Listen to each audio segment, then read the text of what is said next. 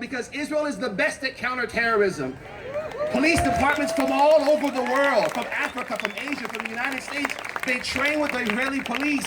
And when we see tragic things happen here, and we thank God for our police officers, but unfortunately when tragic things happen, it's not because of Israel. It has nothing to do with Israel. But ladies and gentlemen, there are people who are being convinced that Israel is somehow the seat or the root of injustice here in the nation. Not only is it not true, again, it's having terrible, terrible consequences.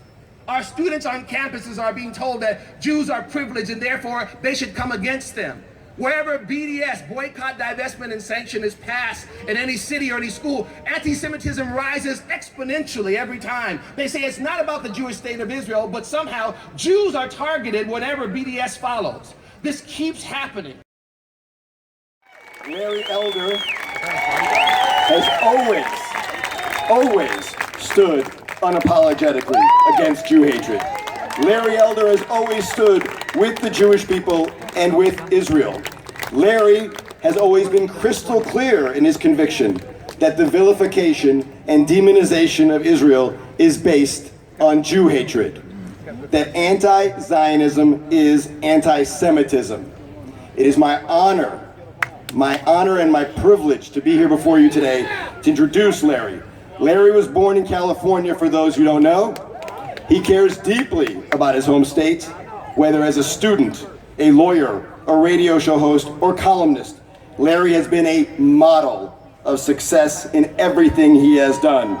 Larry now wants to bring his work ethic and his history of success to work for California.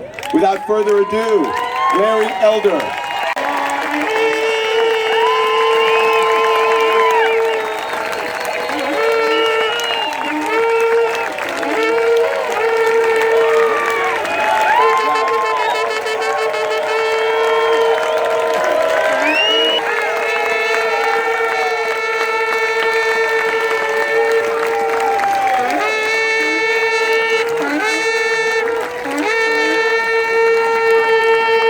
What's called a flag-waving, Jew-loving Uncle Tom. I once had a date with a very lovely young lady. She was an actress, and she said, "Why are they always making so many movies about the Holocaust?" And I said, "Well, it was kind of a big deal." It was as if 50% of sub-Saharan Africa had been destroyed in one fell swoop. It's kind of a big deal. I have a friend who was complaining about the power of Jews, she said. And she kept going on, and I said, "Just curious, what percentage of the world do you think is Jewish?" She said, "I have no idea." I said, "Ballpark it." She said, "No, I have no idea." I said, "Ballpark it." She said, 25%. I said, "You think 1 in 4 persons in the face of the earth is Jewish?" She said, "Yes." I said, "How about 0.2%? She said, "Oh, 0.2." I said, "You didn't listen." I said, 0.2%. 14 million Jews, 7 billion people in the world, 0.2%. Had no idea. I had my 21st birthday in the Eternal City. I was sitting over a mountain looking at the beautiful city of Jerusalem, and I said, how many Americans have the honor and the privilege of having their 21st birthday, whether they're Jew or Gentile, overlooking the Eternal City? It was a magical experience. I'm walking through the old city once, and a couple of kids, Palestinian kids, were following me. I had an army jacket on. My little brother was in the army, and the army jacket said Elder on it. And I look around, and there's 10 Palestinian kids following me. So I'm walking a little bit more, and pretty soon there's almost 50 kids following me. So I stopped, and they all surrounded me, and we had a little press conference. One of them could speak English reasonably well, and they asked me 3 questions. The first one was, "Do you know Angela Davis?" And I said, "Personally?" They said, "Yes." I said, "No." And the second question was, "Do you know Muhammad Ali?" And I said, "Personally?" They said, "Yes." I said, "No." The third question was, "Do you know karate, the martial art?" And I said, "No." They all went away. I told that story many times over the years, and it's really not that funny a story, because frankly, that's all they knew about America. Angela Davis, because she was a communist, who basically was anti-America, even though she enjoys her tenureship with a university, won't go there. And they knew about Muhammad Ali because he renounced his religion and became a Muslim. And they knew about karate because if you look around the old city in those days, there are all these posters of karate movies. That's all they knew about America, these Palestinian kids. They knew nothing about Thomas Jefferson, about George Washington, about Frederick Douglass, about MLK. That's all they knew. It's one of the reasons why there's such hatred. You know, I gave a talk before the Anti-Defamation League some years ago, and they did a study and they found out that anti-Semitism was at an all-time low in America. Roughly 12% or so of Americans would be perceived as being anti-Semitic. But 2.5 times that number of blacks were. Majority of blacks were not anti-Semitic, but the substantial percentage of those who were was much higher than those of other Gentiles who were not black. And I've talked about that, and the reason is because of incredible ignorance about the friend Jews have been to blacks over the years. There's a Jewish man named Julius Rosenwald. He helped Booker T. Washington found the Tuskegee Institute, and at one time he helped found over 5,000 schools in the South. At one time, 1 out of every 4 black kid was educated in a Rosenwald school. Most blacks are unaware of that. You know the freedom fighters in the early 60s? There were 400 trained by organizations like the National Association for the Advancement of Colored People, by other organizations. 400. 200 of them were white, 200 of them were black. Of the whites, it is estimated that between 50% and 75% were Jewish. If you saw the movie Mississippi Burning, about the triple homicide, took place in 1964, Messrs. Scherner, Goodwin, and Cheney were murdered. 2 of them were Jews. 1 was black. In 1984 to 85, and then again in 1991, roughly 20,000 Ethiopian Jews were airlifted out of Africa and taken to Israel. They were facing famine and persecution. Jews helped to co-found the NAACP. Jews are less likely than any other group to hold negative stereotypes of blacks. There was a book called Scar of Race, where a bunch of ethnic groups were asked about the following negative stereotypes of blacks. Are blacks lazy? Are blacks dumb? Are blacks inclined to commit crimes? Are blacks sexually aggressive? Jews were less likely to say yes to any of those stereotypes than even blacks were. Most people, most ethnicities, most races, when they become more and more affluent, become more and more Republican, under the stereotype that Republicans are colder and care less about human beings.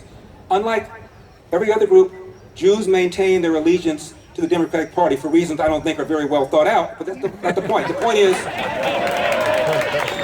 if you believe the argument that Democrats care more, have more compassion, and I don't believe that, but if you buy that argument, Jews, no matter how affluent, are not likely to renounce their allegiance to the Democratic Party, even though most people are concerned about taxes. The wealthy you are, the more taxes you pay. Not Jews. Personally, Larry Elder has benefited from so many Jewish friendships over the years. I would not be on radio if it weren't for Dennis Prager.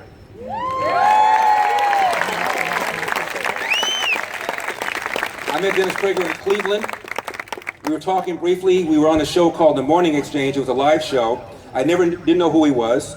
And I began talking about some of my issues. And during the break, he said, "You're not a left-wing person?" I said, "No, I'm a conservative." He said, "How often do you come home to LA?" I was in Cleveland at the time. I said, "I come home during Christmas." He said, "Next time you come home, call me. I'll have you on my radio show." He had me on his show. The station manager heard me, called me and asked me if I ever thought about doing talk radio. Gave me a 2-day audition.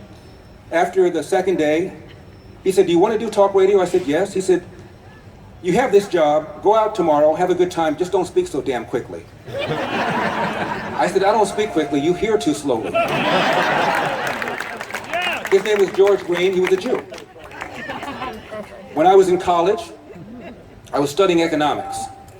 And I was having difficulty because I had not taken math since geometry. I had no calculus, trigonometry. And I needed to have that in order to pass this course. There was a kid in my dorm named Marty Maggot. He got 1B, majored in math. He was a senior. I remember him being in the lobby complaining about his 1B. So I knocked on his dorm and I said, I need to take this math course and I'm flunking. I had taken 3 or 4 exams in this calculus trigonometry course. I got F's each time. Professor came to me, put a little note in your box. When you get a note in your box in college from your professor, it's not good news. And it said, please come and see me. So I went to see him. He said, Larry, you're likable, everybody in class likes you, but you have no clue about math. And if you don't drop out right now, you'll go too far, you won't be able to get out of the course, you'll have an F on your transcript, and I know you don't want that, so I'm advising you to drop out. I said to the professor, I'm taking economics, I need to take this course in order for me to pass. He said, Larry, you haven't done anything that tells me you're able to pass the course. Next is the big final. If you don't get at least a B on that, you're going to get an F, and there's nothing you've ever done that says you can even get a D. So I'm urging you, for your own benefit, to flunk out of the course. I said, I'm not going to do that. I knocked on Marty Maggot's door. I said, Marty, I told him what I told you. I said, Marty, would you work with me? And Marty said, yes. So every day for about an hour and a half, 2 hours, he took time out of his schedule and sat with me and went over all of this stuff. And Marty was so brilliant in math. He was able to explain it in ways no one else had done so before. I got a B on the course.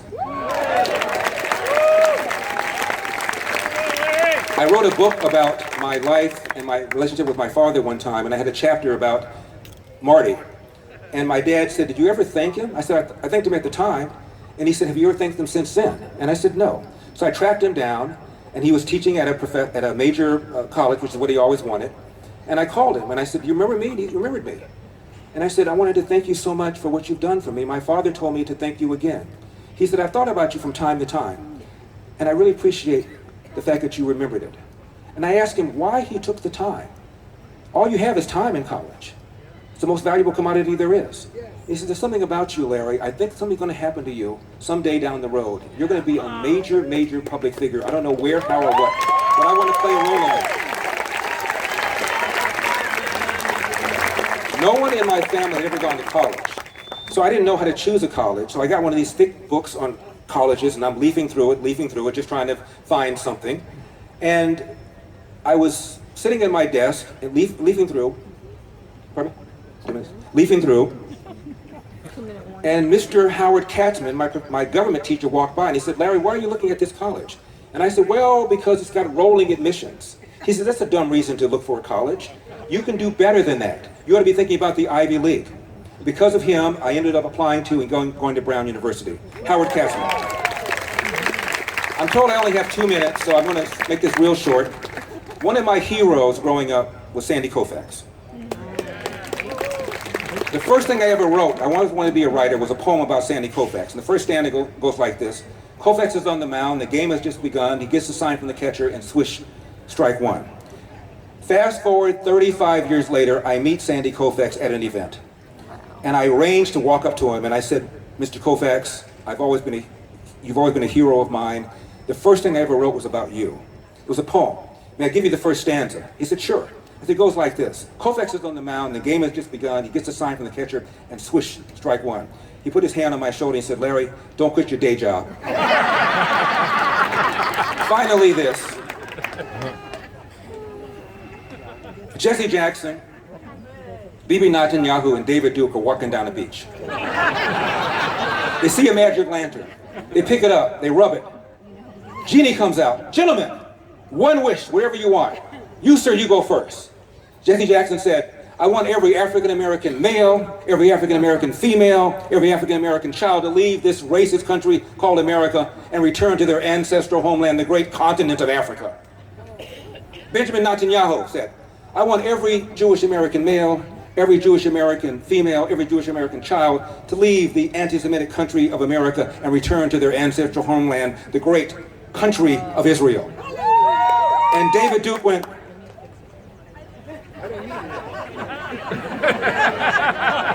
I'll have a small Coke. Hold the ice.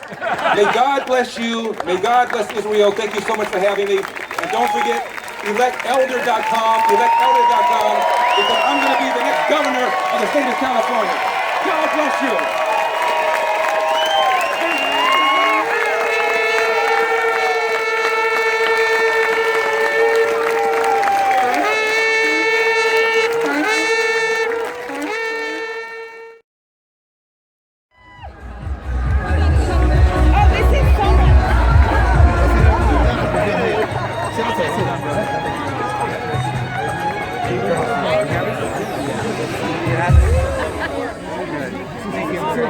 Excuse me.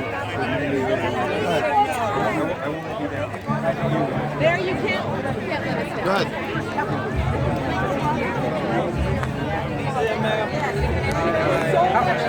How is it we have a water show? This is it goes right next to us.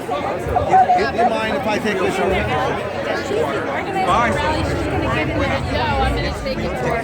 She's the actual Go ahead. They stop. It has been added to 40 years. Our population is doubled now.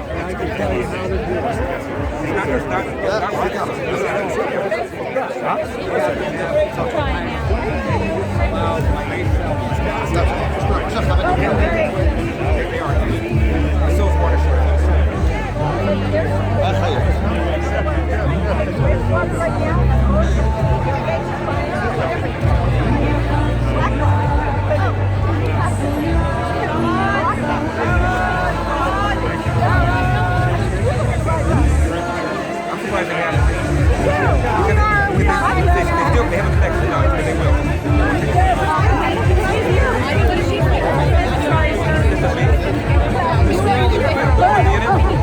Give it to somebody.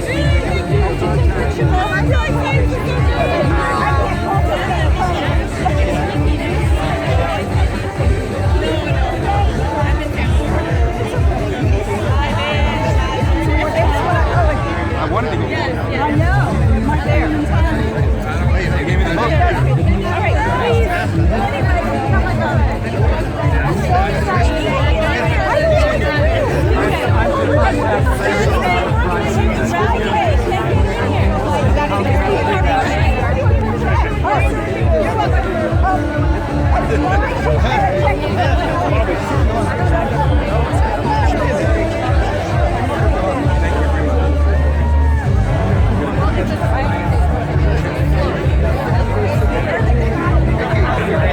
Larry, what's that issue with you, please?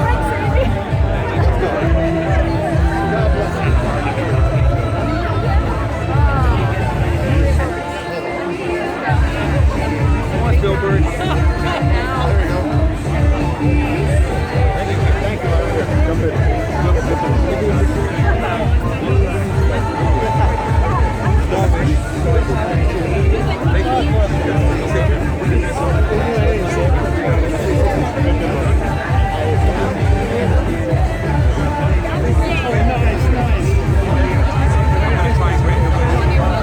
Jump